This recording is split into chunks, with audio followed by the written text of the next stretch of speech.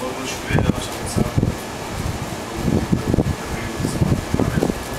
मैं स्पीच मैं एक ऐसे शख्स को दावत दूँगा जो यूनिवर्सिटी प्रोफेसर रह चुके और चेयरमैन रह चुके हैं जनाब डॉक्टर सफीउल्लाह साहब।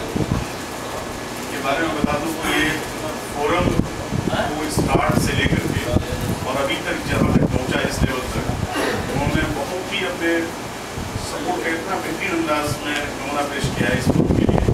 एक एक ऐसी सिराए उन्होंने क्रिएटिव माइंड कह लीजिए उसको दिया है, लोगों को काफ़ी उन्होंने सपोर्ट किया है। मैं बहुत शुक्रगुजार हूँ जनाब सफीउल्लाह साहब का और हम सारे उनको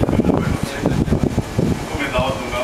हज़ारों साल नरगिस अपनी में उन्हीं पर होती है, बड़ी मुश्किल से होता है चमन में दीन और पैदा। जनाब डॉक्टर सफीउल्लाह साहब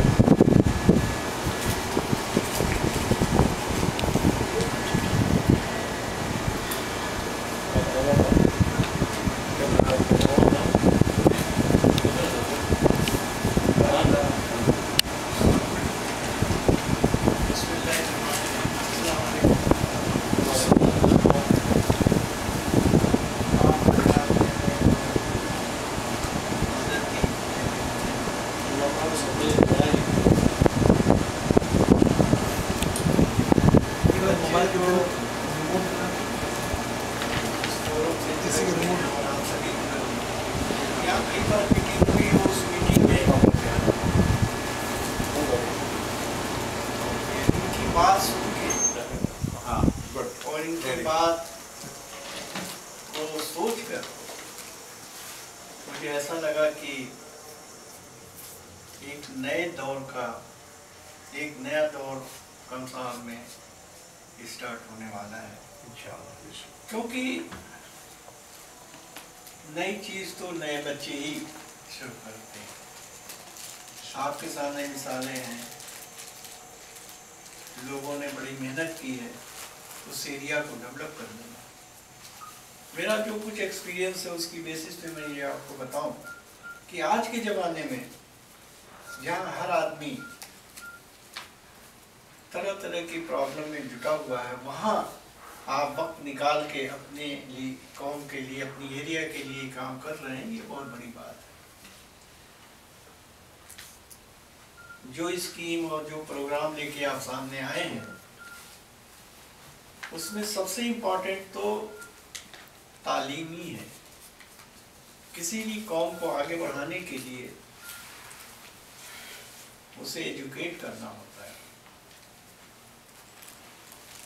वो एरिया शायद आप में से बहुत से लोग पता नहीं होंगे, तब से मेरा बहुत घूमा हुआ है। बड़े मोहब्बत के लोग हैं आप। हम जब भी जाते हैं तो तबीयत नहीं चाहता कि वहाँ से आए इधर। इस फोरम की जो एक्टिविटीज़ हैं उसमें कोचिंग और गाइडेंस को आपने प्राइम इम्पोर्टेंस दी है, वो भी बहुत अच्छी बात है। हाई स्कूल में बच्चों को आप ट्रेन कीजिए, हाई स्कूल पास हो वो। लेकिन जो आज मैंने जो अलीगढ़ में देखा है और जो और जगह भी यही है कि जब बच्चा हाई स्कूल पास करके आता है तो फॉर्म भी ठीक से नहीं भर पाता। देवैथा से हमारे एक रिलेटिव 2 बच्चों को लेके आए थे अभी गर्मी की छुट्टियों में। स्कूल लेवल का इम्तहान दिला, 6वीं का और 9वीं का इम्तहान था। 2 बच्चे में से एक बच्चे को इम्तहान ही नहीं देने दिया क्योंकि उसका फॉर्म ही नहीं ठीक से भरा गया था। तो जो लोग वहाँ पे कंसारोबार फोरम का काम कर रहे हैं, जो लगे हुए हैं, वो अपने टारगेट में ये रखा है कि जैसे ही दूसरे जगह पे फॉर्म भरने लगे, फॉर्म मंगवाएं, फॉर्म को फिलअप करें, बल्कि एक नोटिस बोर्ड पर पूरा फॉर्म फिलअप करके लगा दें। अब दूसरे लोग आए तो देख के उसी तरह से अपना नाम भर दें, अपना डेट ऑफ बर्थ भर दें, क्या करना है ये भर दें, सब कुछ कर दें।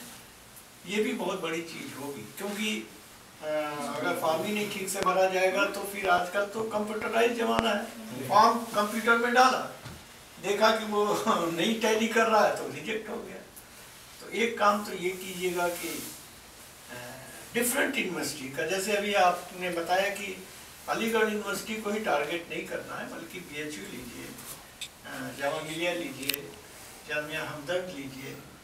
तो इन यूनिवर्सिटी के भी जो फॉर्म है उसे मंगाएं, अपने यहाँ रखें, और जो लोग आते हैं आपके पास उनको बताएं कि कैसे भरा जाता है, कैसे इम्तहान होगा, क्या डेट होगी। आपके नोटिस बोर्ड पे सारी डेट डिस्प्ले होनी चाहिए, क्योंकि जब आप काम करने चले हैं तो फिर काम कीजिए, पूरी तरह से कीजिए, अच्छी तरह से कीजिए। और लेकिन जो मैंने अलीगढ़ में देखा है वो मैं आपको बता रहा हूँ। बच्चे अच्छे नंबर पाके, हाई स्कूल में अच्छे नंबर पाके इम्तहान देने आते हैं। जो बच्चे हमें जानते हैं, जो जिनके गार्जियन हमें जानते थे, तो मेरे पास भी आ जाते थे, बैठते थे, बात करते थे। 80% 70% नंबर लेके बच्चा आता है इम्तहान देने, इम्तहान देता है, और जब इम्तहान दे के आता है तो कहता भी है कि अंकल हमारा पेपर बहुत अच्छा हुआ है। हम उससे पूछते हैं तो बताता भी है कि हमने ये लिखा है, और मुझे लगता भी है कि उसने 80% सही किया है, लेकिन वो सिलेक्ट नहीं होता, नाम नहीं आता उसका। अब उसकी वजह क्या है? उसकी वजह ये है कि it is very highly competitive as. यहाँ पे अगर 100 सीट है, मेडिकल की बात हम बता रहे हैं, अलीगढ़ में मेडिकल की जितनी सीट है उसकी मेरिट 98% या 99% से 95 पे खत्म हो जाती है। मतलब कहने का ये कि 94% जो लड़के का नंबर है वो भी मेडिकल में सेलेक्ट नहीं होता। तो आप लड़के को तो कुछ नहीं कहेंगे ना, 94% लाना भी कोई आसान काम नहीं है, लेकिन सेलेक्ट नहीं होता। वो तो 99 से चला और 95 पे आके लाइन आ गई, रेड लाइन आ गई कि भाई बस इतने, ये 100 हो गए, हो गए। अब हमारे पास सीट ही नहीं। लेकिन बहरहाल लड़के सेलेक्ट होते हैं, लड़के आते हैं। तो आपको हमें अपने बच्चों को और जो लोग हमारे कोचिंग सेंटर में आ रहे हैं उनको ऐसी गाइडेंस देनी है कि उनको पूरे पूरे नंबर मिले। CBSE का भी हम पिछले साल का रिजल्ट देख रहे थे, एक लड़के को 99% नंबर मिले थे। तो इसका मतलब ये हुआ कि हर पेपर में 100 में 100, कहीं एक आध नंबर उसके कम हुए होंगे। ये हालत है। तो आप जो 30 बच्चों को ले रहे हैं या जो आप 50 बच्चों को लेने जा रहे हैं, ये मत उम्मीद कर लीजिए सब लोग बैठे हुए कि सबके सब आ ही जाएंगे, बल्कि ये तो एक यूं समझिए शुरुआत है। It is a beginning. जैसे सुबह सूरज निकलने पे अंधेरा गायब होगा, वैसे आपकी इस एफर्ट से वहां तालीम होगी। तो एक बात तो ये याद रखिए, और दूसरी बात ये याद रखिए कि ये बहुत बड़ा काम है, और जितना बड़ा काम होता है उतने ही उसके लिए मेहनत चाहिए, और उतना ही मेहनत चाहिए और उसी तरह से मेहनत करनी पड़ती है। अब डॉक्टर एहतसाम खान या डॉक्टर शहनशाह दिन रात मेहनत कर रहे हैं, लेकिन यह है कि एक ईमेल आ गया कि आप बोले कौन है इस तरह की बात करने वाले। एक साहब ने बैठे बैठे ये ईमेल लिख दिया कि भाई ये इस तरह की लैंग्वेज इस्तेमाल करने वाले आप होते कौन है। कोई नहीं देख रहे हैं कि इन लोगों ने मेहनत कितनी की है। तो उन्हें तो हम नहीं समझा सकते जो इस तरह की बात करते हैं, लेकिन डॉक्टर एहतसाम और शहनशाह को तो ये बता सकते हैं कि इस काम करने के लिए दिल भी बड़ा होना चाहिए, सोचने का अंदाज भी बड़ा होना चाहिए। आपको मालूम है जब आजादी मिली तो गांधी जी जब घूम घाम रहे थे तो उनके लड़के कलकत्ते में उनको गाली दे रहे थे कि अंग्रेजों को हटा दिया, बेकार किया, अंग्रेज थे तो ठीक था। उनके लड़के खुद गाली दे रहे थे, समझ गया। सर सैयद अहमद खान ने अलीगढ़ यूनिवर्सिटी बनाई या बुनियाद रखी, उन्हीं के लोग उन्हें गद्दार और गमन करने वाला बता रहे थे कि उसने तो पैसा चुरा लिए, उन्होंने पैसे दबा दिए, और आपको मालूम नहीं कि वो मरे हैं तो अपने दोस्त के घर पे जाके मरे। तो बड़ा काम करने में जिस तरह से एक बड़ी भट्टी लगा लें, जला लें तो आपको आंच ज्यादा लगती है ना, उसी तरह से बड़ा काम करने में भी आपको इन सारी बातों को सोचना है और इनको बर्दाश्त करना है, सहन करना है, इस पे माइंड नहीं करना है आपको। छोटी बातों को लेके आप अपने जो मेन आपका टारगेट उसको नहीं छोड़ना। ये तो रही बात इन लोगों की। जहां तक कोचिंग एंड गाइडेंस सेंटर का सवाल है, मैं जानता हूं क्योंकि मैंने खेत भी देखे हैं और मैंने उस पर फसल भी उगते देखी है। मैं अलीगढ़ में था, 34 साल तक टीचिंग की है, तो मैंने अपने एरिया के कमसार के बहुत से बच्चों को हमने देखा है और उन बच्चों में अच्छे भी हुए। अभी जैसे डॉक्टर इसरार खां का नाम लिया, उन्होंने हमारे यहाँ MSc में टॉप भी किया था। हमारे स्टूडेंट हैं, अच्छे हैं, मनिया के रहने वाले हैं, पढ़े लिखे हैं। लेकिन ये 100 में 2%, 4% लोग ऐसे होते हैं, ज्यादातर लोग तो मीडियम एवरेज होते हैं। अब उन्हीं बच्चों को आगे बढ़ाना है,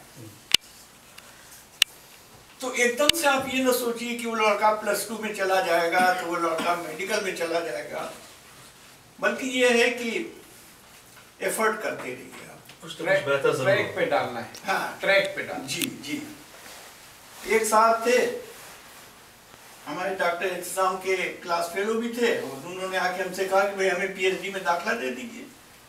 तो मैंने कहा बेटा मैं तुम्हें तो नहीं करा दूंगा, लेकिन हमारे एक स्टूडेंट है, टीचर, मैं उनसे कह देता हूँ और वो तुम्हें अपने अंडर में रजिस्टर्ड करा के PhD कराएंगे। खैर वो हमारे कहने से वो उन्होंने उस लड़के को ले लिया और कहा कि ठीक है भाई PhD करें आप। एक 3-4 महीने के बाद वो टीचर हमारे पास आया और कहने लगे डॉक्टर साहब, जिस लड़के को आपने हमारे अंडर में किया वो तो आता ही नहीं। तो मैंने कहा हाँ भाई अच्छा, मैं देखता हूँ कौन है वो, क्यों नहीं आ रहा। एक रोज वो आ गए तो मैंने उनसे कहा कि भाई अगर आपको PhD नहीं करनी थी तो आपने बेकार में हमसे कहा और दाखिला कराया।